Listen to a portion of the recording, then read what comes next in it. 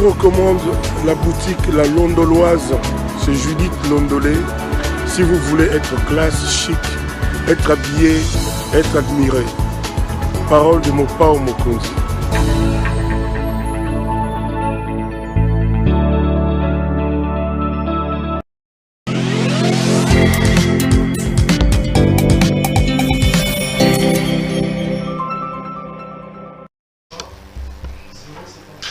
Madame, Monsieur, bonjour et bienvenue à ce nouveau numéro de l'émission Contre nous, soit dit, ce magazine d'analyse d'actualité politique, sociale, économique et même juridique qu'on a lancé ici à CPL Télévision. Des questions importantes sont mises sur la table. Un invité avec moi sur le plateau pour tenter d'en parler. La rentrée scolaire a bel et bien eu lieu hier dans certains endroits, mais d'autres coins de la République, les enfants n'ont pas repris. Les enseignants sont en train de gronder. On parle de cette affaire-là et on le mettra dans le social. Toujours pas de président de la Commission électorale nationale indépendante, la CENI, le blocage, après 72 heures données par Mbosso. Les confessions religieuses n'ont toujours pas réussi à s'entendre. Qui est responsable de ça? Qu'est-ce qu'il faut faire? On reviendra également sur d'autres questions importantes d'actualité. Un invité avec moi sur ce plateau, c'est la première fois que je le reçois, mais j'espère que ce n'est pas la dernière. Il deviendra un habitué de nos plateaux. Maître Eric Bila. Maître, bonjour. Bonjour, cher frère. Merci d'avoir accepté notre invitation et bienvenue pour la première fois, mais je suppose que ça ne va pas être la dernière. Non, ça ne sera jamais la dernière. La santé, ça va? Ça marche tout à fait. Ok. Alors, vous êtes, vous, à la fois politique, mais aussi... comment dire, indépendant. Est-ce qu'on peut être un politicien sans être dans un parti politique, sans être dans un regroupement et se dire que je suis politique? Ouais, d'abord par devoir éducationnel de politesse, je commence encore, je réitère encore les merci pour l'invitation. Mais sinon, à la question de savoir si on peut être à la fois politique et indépendant, je confirme oui. Parce qu'au départ, la politique pris comme science, c'est à la portée de tous. Après, comme science, au sens scientifique, on peut être activement politicien sans avoir de couleurs politiques. En étant indépendant, analyste, comme je le suis maintenant. Donc, non, mais avant d'être indépendant, vous étiez quand même dans une formation politique, que je sache. Vous étiez dans ensemble, après ce que je dis après. J'étais ensemble, oui, bien sûr, mais de façon, entre guillemets, partisane. Mais j'étais plus activement politicien, comme cadre, à un moment donné, au sein du RCD Roubaix-Roi. Mais avec la dynamique, avec les réalités politiques du pays, je me suis rendu finalement compte que ça ne cadrait pas avec mon état idéologique. Est-ce que ça ne fait pas de vous un peu moins sérieux politiquement, jeune comme vous l'êtes, avec une carrière politique, je suppose, de moins de 15 ans, mais d'avoir été dans plusieurs ateliers, RCD, ensemble, aujourd'hui indépendants? Est-ce que la loyauté, la stabilité ne compte pas pour vous en politique? Mon frère Pierrot, je vais vous répondre clairement. Le problème, ce n'est pas le fait de changer de couleur politique. Le problème, c'est de changer avec objectivité. C'est ça le problème. Les imbéciles ne changent pas. On peut être mauvais aujourd'hui, devrait devenir bon après. On peut être bon aujourd'hui, devenir mauvais après. Ça veut dire quoi? Vous regrettez? Vous pensez qu'il n'y a pas la démocratie dans les partis politiques où vous êtes passé? Il n'y a pas de sérieux? La politique, elle est plus idéologique que tout ce qu'on a comme scénario ici dans notre pays. Quand je quitte RCD, entre guillemets, pour aller vers ensemble, c'est-à-dire le courant de pensée contenu comme tenant de ces partis ne m'ont pas convaincu. C'est pourquoi, objectivement, avec toute responsabilité, il faudrait soit adhérer à des courants idéologiques qui cadrent avec votre estime personnelle, ou soit être indépendant comme je le suis maintenant. Donc la constance dont il est question ici, c'est une constance idéologique et non partisane, parce qu'on peut aujourd'hui être du FCC et d'émettre je sais pas moi, de l'union sacrée, ça n'a pas d'incidence en termes d'activisme politique. Ça n'a pas d'incidence. Vous avez été au cadre quand même du RCD de M. Roubaix-Roi. La plupart des Congolais estiment que ceux de nos compatriotes qui ont été au RCD sont des traîtres. On présente le RCD, je dis on présente le RCD comme un parti des Rwandais, un parti qui à un moment donné a travaillé contre le Congo, on parle de l'histoire des guerres, on parle des Makobola, on parle de toutes ces choses-là. Est-ce que vous êtes senti à un moment donné comme ça? Vous comprenez que vous qui avez été au RCD à un moment donné, que certaines personnes vous regardent comme des traîtres de la République? Non, jamais comme traître. Jamais comme traître de la République. Et je ne veux pas ici mettre en évidence ma langue, mon point de vue par rapport au RCD. Au moins, je suis reconnaissant d'avoir été cadre là-bas, d'avoir animé de grands événements politiques pour les comptes du RCD.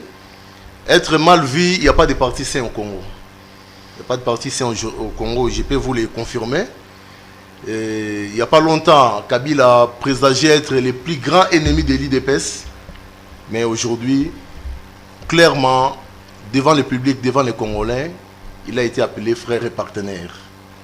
Donc c'est pour vous dire qu'il n'y a pas de parti sain. Tous les partis politiques en RDC ont une histoire tachée de quelque chose, de redevabilité auprès de la population.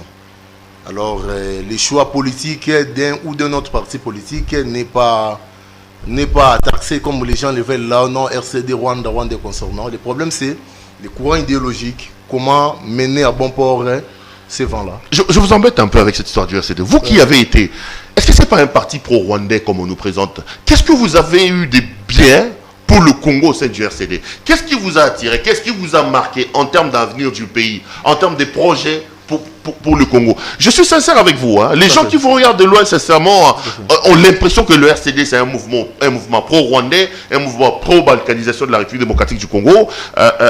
Et voir un Congolais là-bas, on s'est dit, c'est quelqu'un qui n'a pas l'amour de son pays. Qu'est-ce qui a été de bien qui vous a attiré au RCD ou qui vous a marqué pour le Congo là-bas? Mon frère Pierrot, beaucoup de gens viennent en politique parce qu'aujourd'hui, c'est comme le théâtre aujourd'hui. Hein. Vous trouvez un monsieur... C'est comme le théâtre aujourd'hui, vous trouvez un monsieur à 45 ans, à 39 ans, commencer une carrière d'artiste, d'acteur de théâtre. C'est parce que, entre guillemets, quelque part, il n'y a pas d'emploi. Moi, avant d'intégrer les RCD rapidement, parce que je n'aime pas trop en parler, j'ai eu à lire les projets de société de ces partis. Sans vergogne et sans avoir froid dans la bouche, c'est quand même un parti structuré, avec un projet de société convenable pour notre nation. Tout ce qu'il y a comme à côté, autour de l'appartenance, des origines, moi ça ne m'engageait pas. En politique, on vient par rapport à une idéologie, comme j'avais dit au départ. On vient par rapport à un projet de société. Alors aujourd'hui, le comble c'est quoi? Vous trouvez un cadre de société, un cadre, je ne sais pas moi, de l'IDPS, PPRD, vous lui posez la question, autour du projet de société de son parti, il commence à bégayer. Moi j'ai eu à lire, c'est des projets de société du parti RCD. J'ai eu à animer beaucoup de séances, de séminaires, les preuves sont là, allez vous renseigner à Lubumbashi. Et j'étais convaincu que c'était un parti digne de foi des Congolais, mais sinon, dans le sens de quitter, j'ai quitté les RCD comme j'ai adhéré. Il n'y avait plus de convictions idéologiques, à mon sens, c'est pourquoi je me suis retiré. Et là, il n'y a pas aucun parti politique qui vous séduit pour le moment, donc vous voulez rester indépendant, quoi? À l'heure où nous parlons, un parti politique qui me séduit, non. Pas l'UDPS, pas le MLC, pas... Non, tous les partis politiques en RDC sont tachés de saleté. Grave. Ah bon? Tout. Il n'y en a pas de partis sérieux dans le pays? Il y a des partis sérieux, je dis, historiquement, parce qu'on en a combien de partis? Numériquement parlant, tout ce qu'on a comme parti politique, ce sont des... On en a environ 700. Hein? Ce sont des théâtres, moi je dirais à mon sens. Quand je dis théâtre, je reviens à mon point de vue de départ. Allez poser la question à un secrétaire général d'un parti, c'est pas moi, des partis qui traînent ici vers Triomphal. Posez-lui la question, c'est quoi votre projet de société? Qu'est-ce que vous envisagez dans 5 ans? Dans la poursuite du pouvoir, quelle est la démarche requise par vous pour... Vous comprenez qu'ils sont des partis de forme. Le peu des partis politiques qu'on a ici sont entachés de beaucoup de saletés. Alors, objectivement parlant, je préfère, à l'heure où nous parlons moi et toi, maintenant là, c'est ton plateau, d'être indépendant et de faire profiter à tous ces partis politiques-là de mon savoir, de mon intelligence, de mes points de vue, et qui peuvent exploiter. On n'est pas obligé d'y intégrer. Éric Bila, l'actualité politique reste quand même dominée par le blocage au sein de la Commission électorale nationale indépendante. Mbosso, président de l'Assemblée nationale, avait encore donné 72 heures aux confessions religieuses. Ça a de nouveau bloqué. Pour vous, qui est responsable de ces blocages? Si les Congolais doivent regarder, auprès de qui doit-on jeter la pierre? Et quelles recettes vous proposez finalement pour que les pays se sortent de cette situation? Non, le problème avec notre pays, c'est quoi, mon frère? Le problème, c'est qu'on cherche très loin des solutions. Pendant qu'on en a devant nous, autour de nous. Déjà, le nom l'indique bien, Commission électorale nationale indépendante. Récemment, ici, j'ai suivi à la télé des personnes qui passaient pour dire qu'on ne peut jamais dépolitiser la CENI. J'étais très étonné, j'étais même en train de rire chez moi à la maison. La CENI doit obligatoirement être apolitique, comme l'indique son nom. Le côté indépendance de l'abréviation CENI voudrait à ce qu'il n'y ait aucune dépendance de cette institution vis-à-vis de quoi que ce soit comme organe. Ça, c'est au départ. Deuxièmement, si constitutionnellement, il a été requis que l'animateur principal, le président de la CENI, sorte de branches apolitiques, c'est parce qu'on ne voudrait pas qu'on puisse avoir un animateur coloré. Non, mais comment on peut avoir des animateurs non colorés dès lors que la loi demande aux hommes politiques de pouvoir envoyer leur nom? Non. Est-ce qu'il ne faut pas changer la loi pour être, si vous voulez être puriste sur la neutralité de la CENI, est-ce que la loi elle-même ne nous trahit pas? Non, la neutralité, elle est là. L'animateur de la CENI, vous connaissez d'où il doit sortir. Nous avons les confessions religieuses. Non, mais les confessions les proposent que le président et les autres animateurs. Non, évidemment. Ils proviennent des plateformes politiques et des partis politiques. Non, les problèmes ici, mon frère Pirot, les problèmes, c'est au niveau de l'animateur.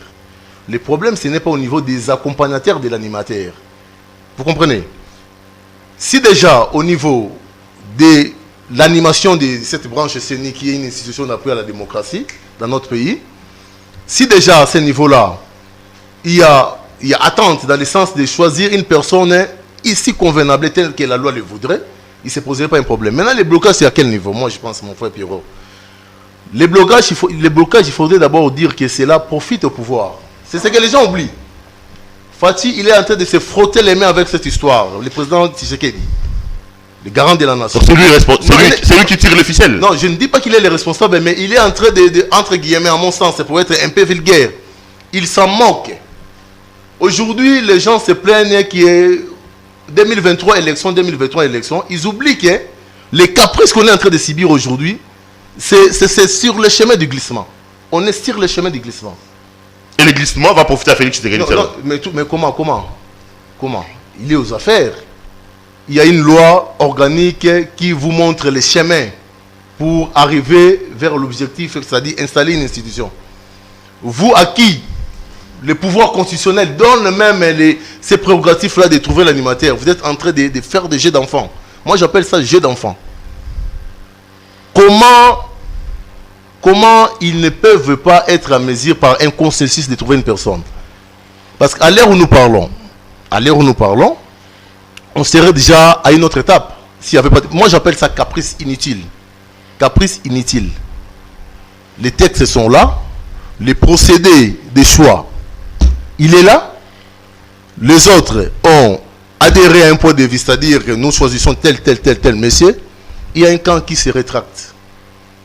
Mais en plus de ces réserves-là, il y a un autre procédé prévu encore par la loi, celui de l'Assemblée nationale de finir avec la situation. On n'a qu'à faire application de la loi.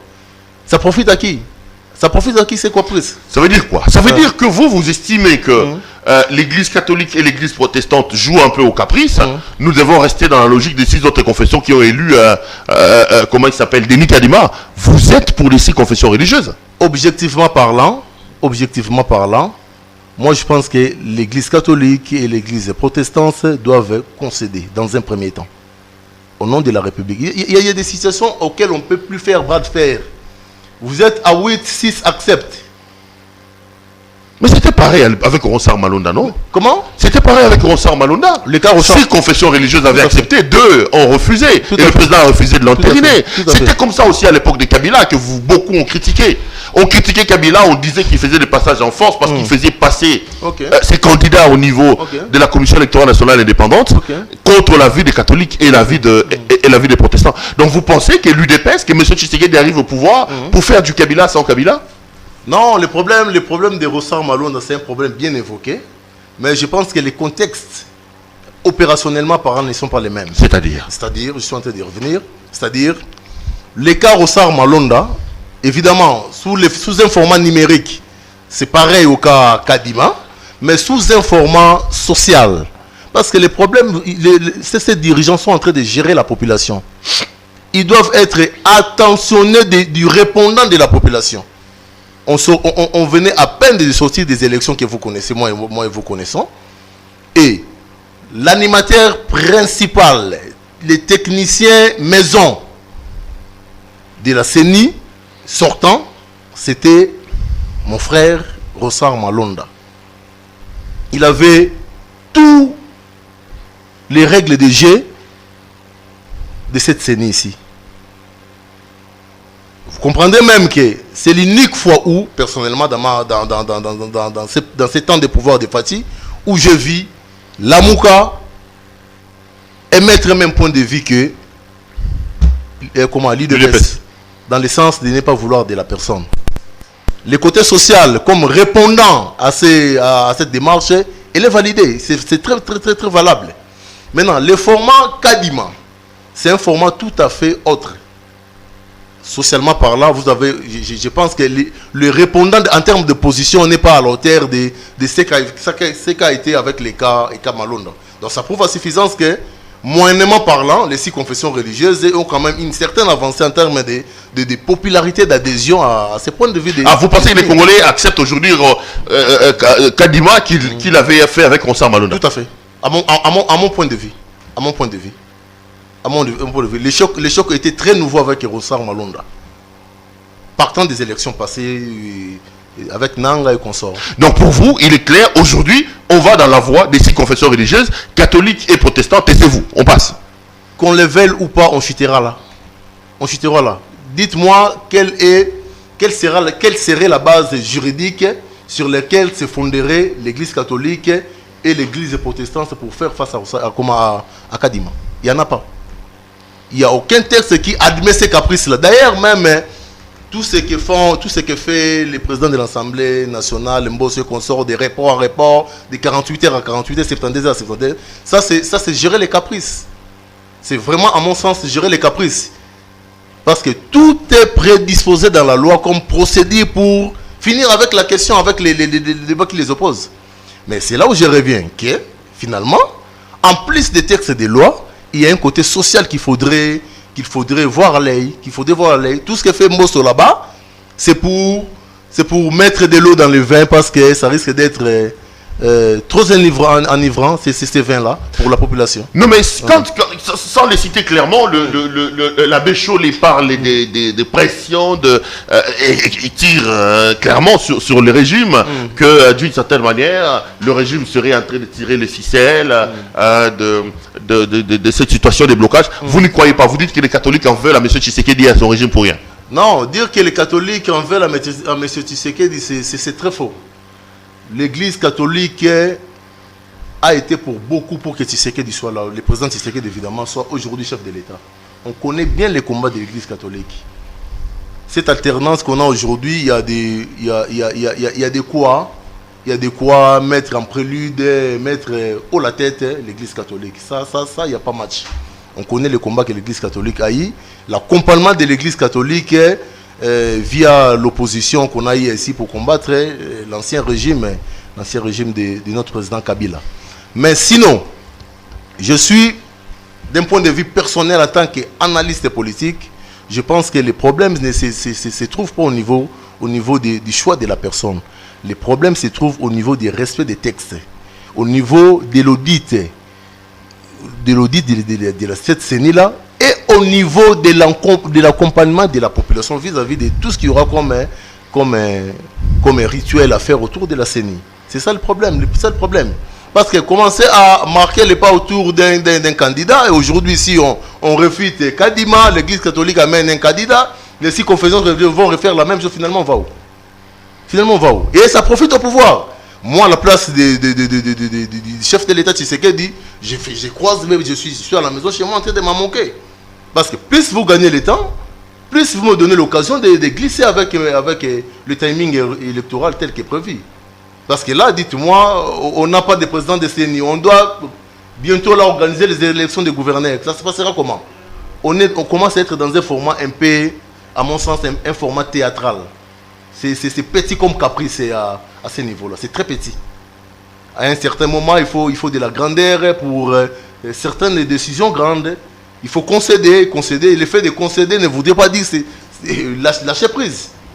Non, mais si on va sur ce terrain-là, ouais. Le FCC a dit sous ces formats-là, il n'enverra pas comment ça s'appelle, ses émissaires au niveau de la CENI. Ensemble a également émis quelques réserves. Est-ce qu'on ne risque pas d'avoir une CENI totalement déséquilibrée où il n'y a pas d'unanimité, il n'y a pas de consensus? La loi parle du consensus. Est-ce que Si j'opte sur, je vais sur votre voie, est-ce que ce n'est pas un passage en force? Et vous direz quoi des autres partis qui sont réfractaires à envoyer leurs délégués au cas où on passait sous cet angle-là?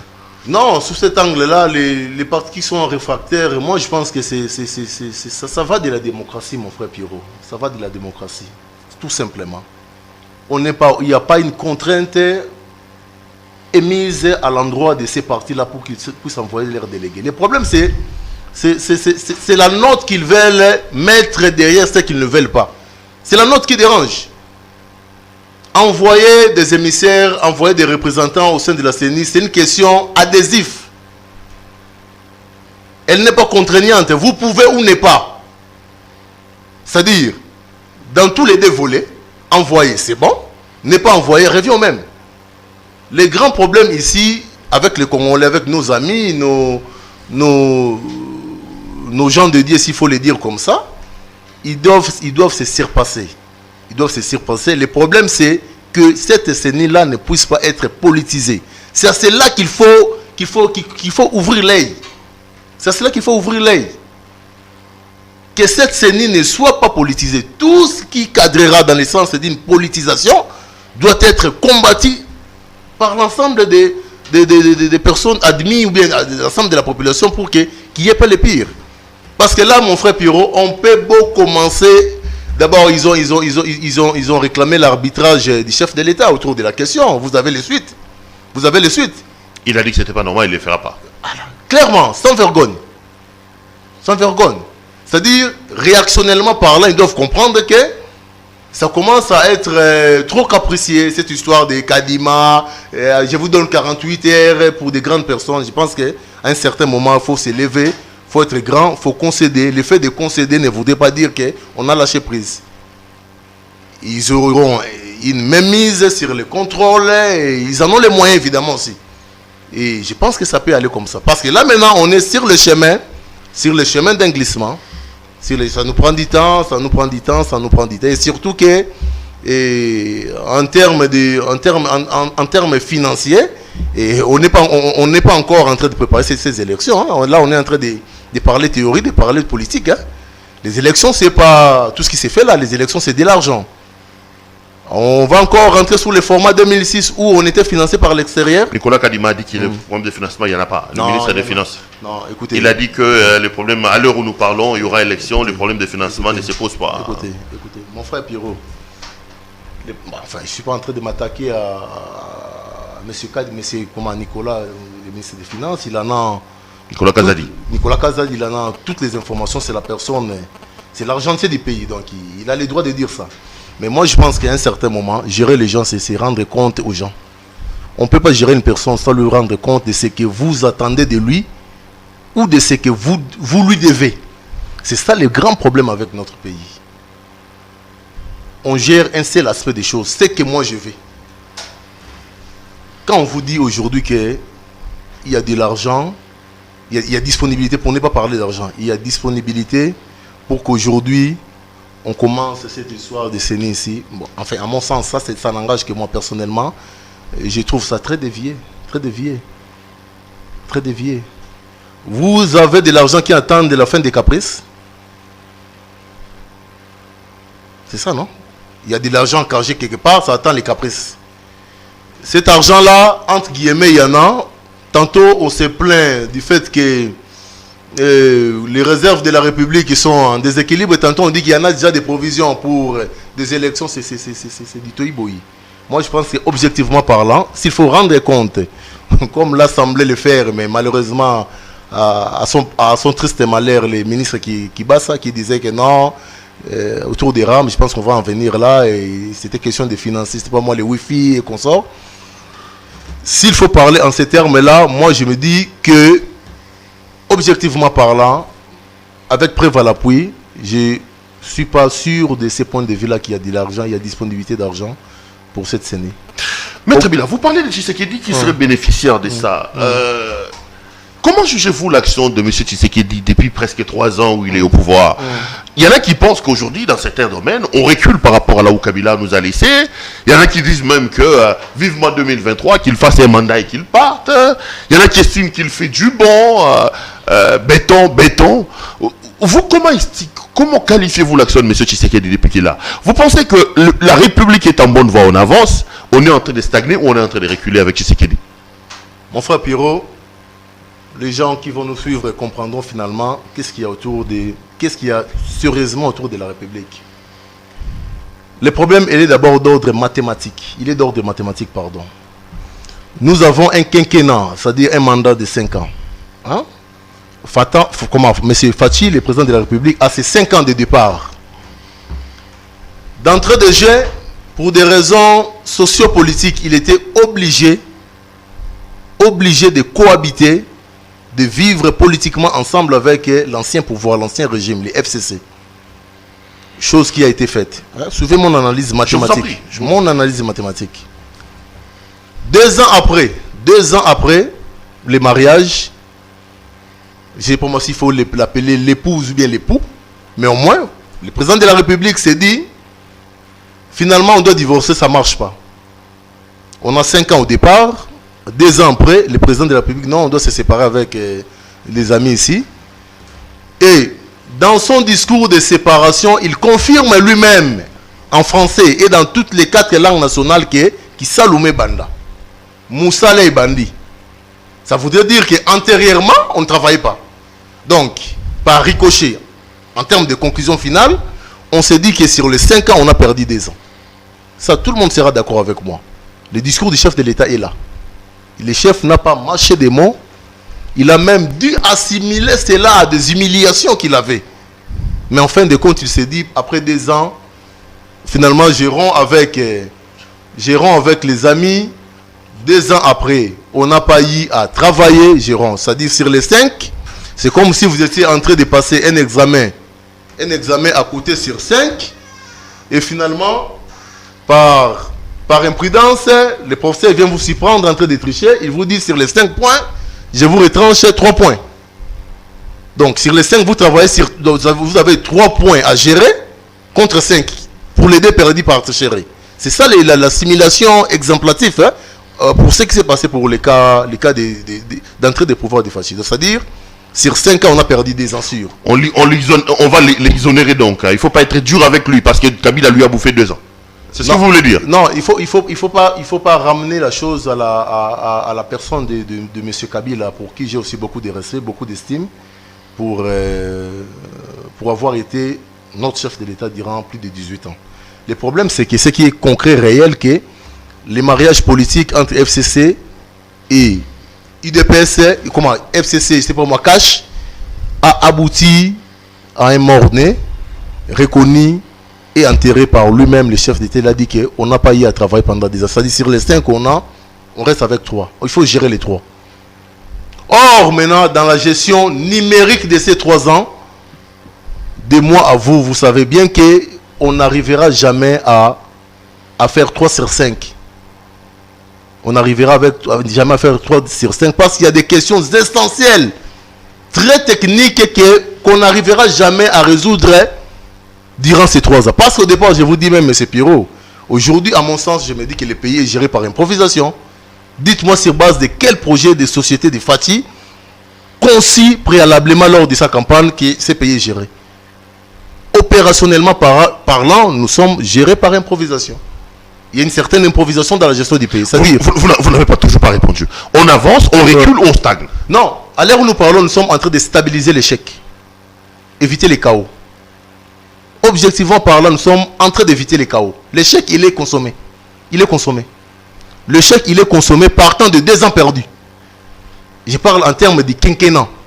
L'échec, il est consommé, mais il ne faudrait pas qu'on arrive au chaos. C'est-à-dire, sur 5, si on peut faire 2 demi ou si on peut faire 2, c'est passable. Et pour stabiliser cet échec-là, il faudrait maintenant mettre un arsenal sûr autour du chef, autour même de l'opposition, une opposition responsable et un pouvoir très aguerri responsablement pour qu'on ne puisse pas chuter à un chaos. Parce que là, à l'heure où nous parlons, objectivement parlant, en tant qu'analyste politique, mon frère Pierrot, je vous confirme qu'on est en train d'éviter les chaos. L'échec, il est déjà là. L'échec, il est là. C'est-à-dire, les 3 ans qui nous restent ici, il faudrait régler certaines questions qui pourront faire à ce qu'on ne puisse pas chuter vers les chaos. Donc, à l'heure où nous parlons, s'il faut compartimenter le pays n'a pas avancé, le pays a connu un petit recul, mais dans le sens des miracles patriotiques, on peut se relancer. Et ceux qui disent qu'aujourd'hui Kabila était mieux que Tshisekedi, en comparant les deux systèmes, les deux gestions, vous dites quoi? Entre les deux, vous choisissez Kabila, vous choisissez Tshisekedi? Non, les points de vue sont partagés. Hein, les points de le vue. vôtre? Les miens personnellement, les deux sont valables. Les deux sont valables. Les deux ne sont pas parfaits aussi. Les deux, à un certain moment, nous ont montré, ou bien nous montrent ce souci de vouloir faire décoller le pays. Donc, d'un point de vue objectif, je dirais que tous les deux, que ce soit l'ancien président sénateur à vie, Joseph Kabila, que ce soit M. Kabila, tous, ils sont valables pour cette République. Question maintenant, pour le président actuel, question d'un accompagnement sérieux. Parce que là, maintenant, nous sommes en train de vouloir stabiliser l'échec, éviter les chaos. Et si les gens qui sont aux affaires comprennent ce que je dis là maintenant, hein, le combat vers la résistance vers les chaos, je pense que les gens seront conséquents. Les choses embrouillent, dérangent quand les gens se disent que ça marche. Non, ça marche, ça marche, ça marche, on est dans les bons, on est sur les droits chemins, on est sur les bons. Et ça mène des problèmes à la République. Mais si, consciencieusement, les gens qui sont aux affaires se disent que non, là tel que nous sommes là, nous sommes en train de jouer la dernière carte pour ne pas tomber vers les chaos, je pense qu'il y aura moins de détournements, il n'y aura pas trop de populisme, il n'y aura pas trop d'histoires que nous sommes en train de vivre aujourd'hui. Ouais. Madame, Messieurs, vous suivez l'émission Contre nous, soit dit. Notre invité de ce soir, c'est donc ces politiques indépendants, Monsieur Eric Bila. Avec lui, nous faisons donc la lecture de l'actualité politique de la semaine ici en République démocratique du Congo. Vous avez des réactions, vous pouvez soit les laisser sur notre mur comme vous avez l'habitude de les faire, ou encore appeler le numéro que vous voyez affiché au bas de votre petit écran. Nous nous ferons le réel plaisir de relayer et de vous répondre dans la mesure du possible. Maître, l'actualité, c'est aussi cette affaire de RAM quand même. Monsieur Tshisekedi vient, il dit qu'il amène l'état des droits, il dit qu'il amène la politique du peuple d'abord. On se réveille un matin, on commence à nous pomper nos unités. Nous avons. Comment vous jugez le RAM? Il y en a qui estiment que c'est une escroquerie grandeur nature, une arnaque d'État. Et il y en a aussi des défenseurs qui estiment que le RAM nous a amené tel. Vous pensez qu'il faut supprimer et suspendre le RAM, ou que le RAM est bénéfique pour la République? Ouais, mon frère, beaucoup de gens peut-être pourront me trouver un peu drôle d'entrée de jeu sans avoir froid dans la bouche. Les rames dont vous parlez ici, c'est bon pour la République. Je l'ai dit à 3 reprises. Les rames, c'est profitable pour le Congo. RAM, c'est bien pour la République. Les problèmes se posent à quel niveau? Le problème, il est compartimenté à 3. Le premier problème que cette histoire des rames nous a apporté, je parle bien des problèmes, c'est le problème de déficit communicationnel. Vous savez, quand vous mettez en érection une loi, ou bien vous voulez mettre en érection une loi, un dispositif légal, la moindre des choses, c'est d'être fort en communication à l'endroit des personnes qui vont en subir les conséquences. Ces problèmes-là a posé problème. C'est-à-dire qu'il n'y avait pas de communication. C'est vrai qu'on ne peut pas atteindre toutes les couches, mais à la place de mettre des musiciens comme nous voyons ici, ni à la télé, c'est ça le rôle du ministre de l'information. Il y a trop de blagues à la télé. Il y a des choses essentielles pour lesquelles l'autorité publique doit s'imposer même dans tout ce qu'on a comme chaîne privée ici. Vous trouvez une chaîne, du matin au soir, vous n'avez que des musiciens, que des voyous, que des théâtres, alors qu'il y a une histoire du genre, par exemple, les RAM, où on pouvait sensibiliser en français, en lingala, en kikongo, en chiluba, pour que ça puisse avoir un répondant positif à l'endroit des personnes qui devaient en subir les conséquences. Ça, c'est le premier problème communicationnel. Le deuxième problème, c'est la contrepartie. Il y a une différence entre taxes et impôts. L'impôt est contraignant. Quand vous érigez une taxe, il doit y avoir contrepartie. qu'est-ce que la population a eu comme contrepartie? C'est ce qui c'est même la tôle de l'actualité aujourd'hui. Quand, entre guillemets, les ministres élèvent le ton pour dire qu'on a supporté la gratuité, c'est ça le problème, un problème de canalisation. En soi, c'est générateur, ça génère beaucoup de recettes pour la République. Le problème maintenant, c'est où on est en train de canaliser ces fonds perçus des rames. Ça profite à quoi, à toi et moi, à qui moi j'ai fait 2 semaines, mon frère, sans mettre des unités. Parce que c'était devenu, finalement, je ne comprenais plus rien. Vous mettez des unités pour $10, on vous enlève les $10, vous mettez pour 3 000, on vous dit vous reste 5 000. Ça commençait à être embêtant tellement que j'ai dit laissez. Fonctionner avec les mégas, les WhatsApp et consorts. Alors, croyez-vous vraiment qu'ici y avait un répondant social de l'argent généré de cette histoire des rames ici? Croyez-vous qu'on serait dans tous ces débats? Quand on vous dit par exemple que non, RAM a servi, c'est pas moi à supporter la gratuité. Ou RAM a, c'est pas moi, a résolu les problèmes de Wi-Fi dans les universités, mon frère. C'est pas comme ça qu'on répond à un peuple contribuable.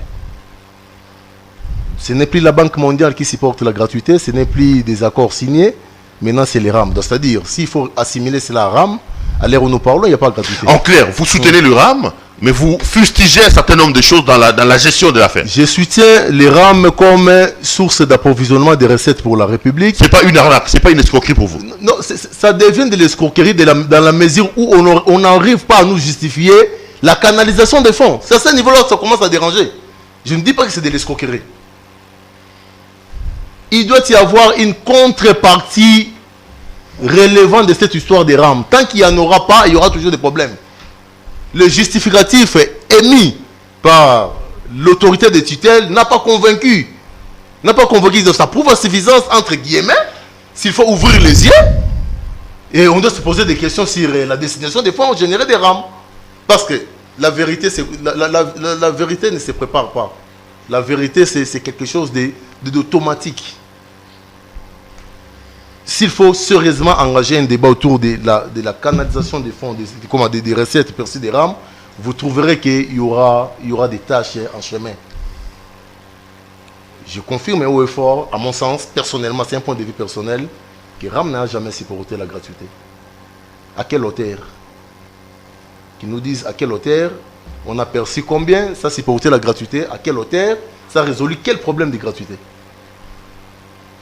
Supporter de la gratuité pendant que les enfants étudient à ras de terre, vous dites que vous avez supporté, pendant que bientôt là, il y a des mouvements de grève qui commencent déjà à pointer sur l'horizon.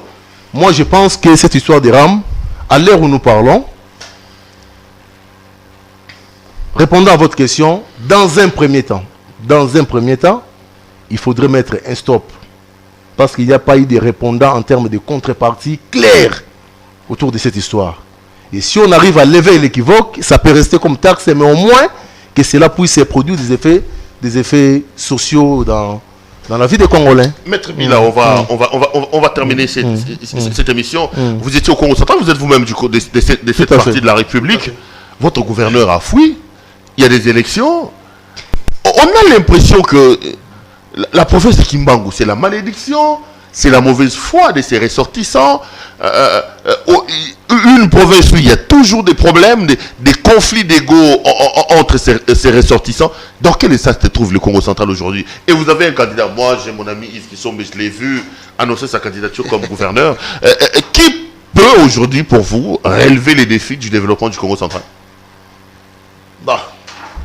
D'entrée de jeu, donc rapidement, je pourrais dire que c'est d'abord une province historiquement très grande pour cette république. Il regorge 90% de l'histoire de ces pays. S'il faut partir du colonialisme et tout. C'est-à-dire, c'est une province à prendre au sérieux. Évidemment, toutes les provinces sont à prendre au sérieux, mais évidemment, avec une note particulière, le Congo central. La fuite du gouverneur du Congo central, entre guillemets, j'en ai pas les confirmations personnellement. Ça s'est dit dans des réseaux sociaux, comme les gens disent.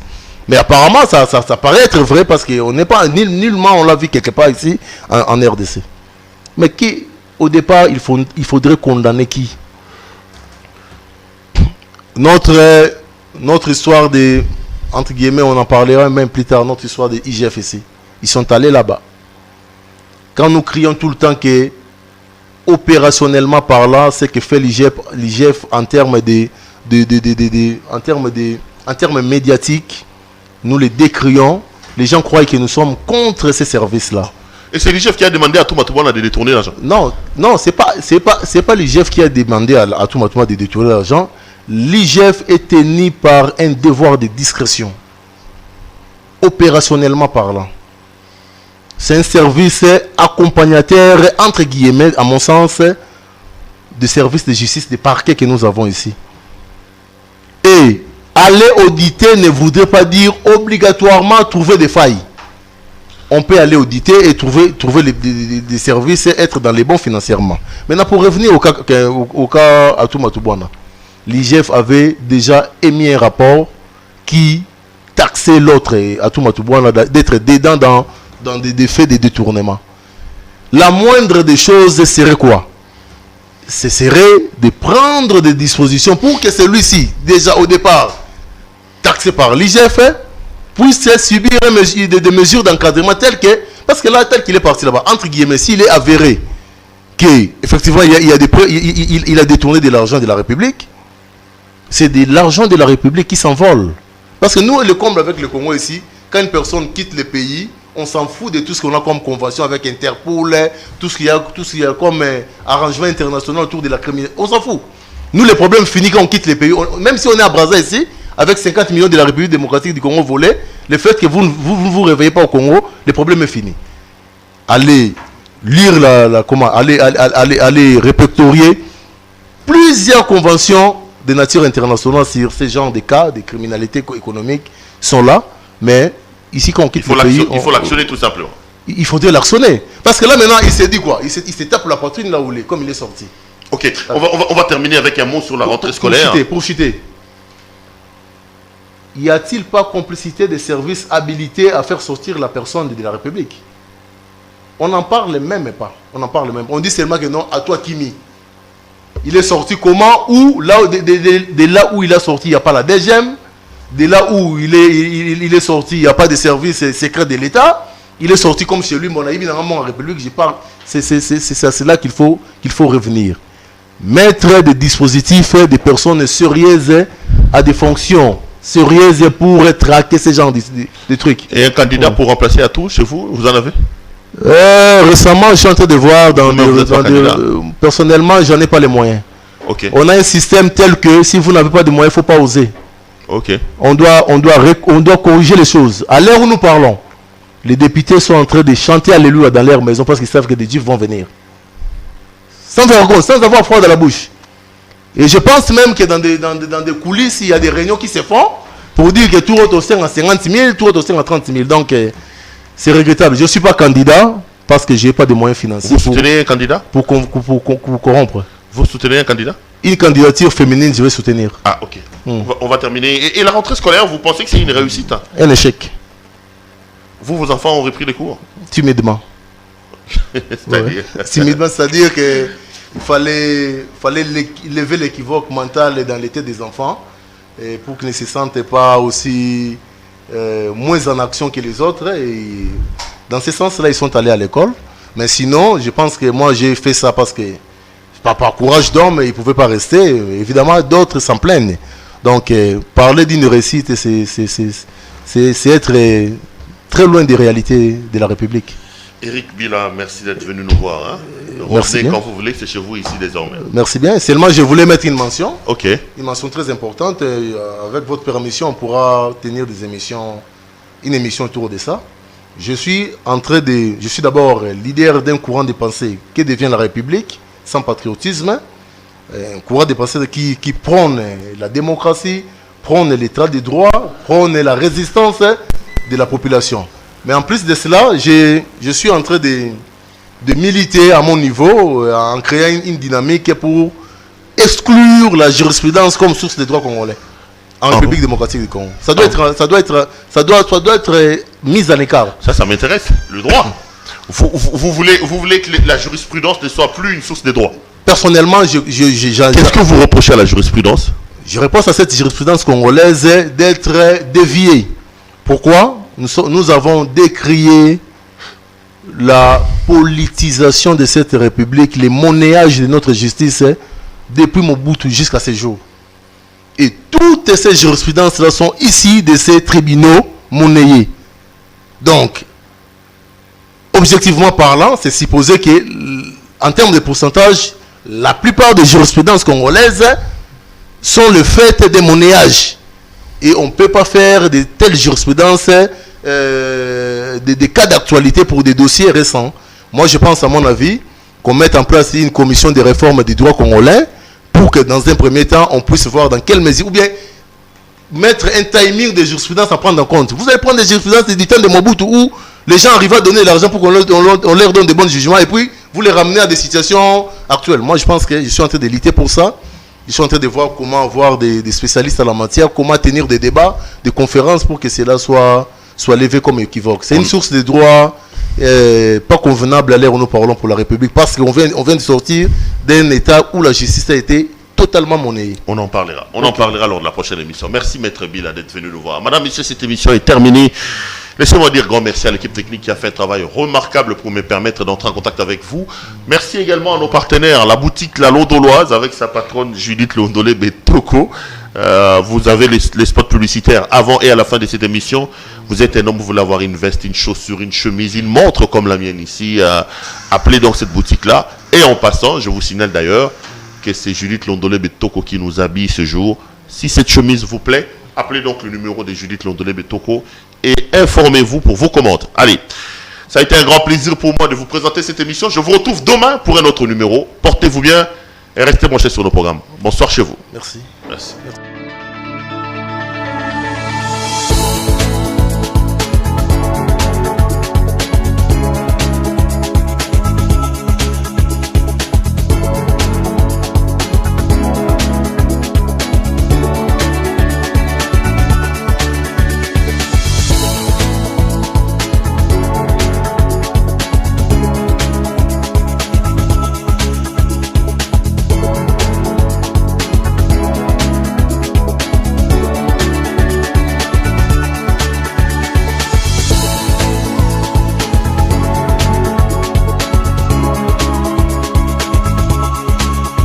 Je vous recommande la boutique La Londoloise chez Judith Londolé.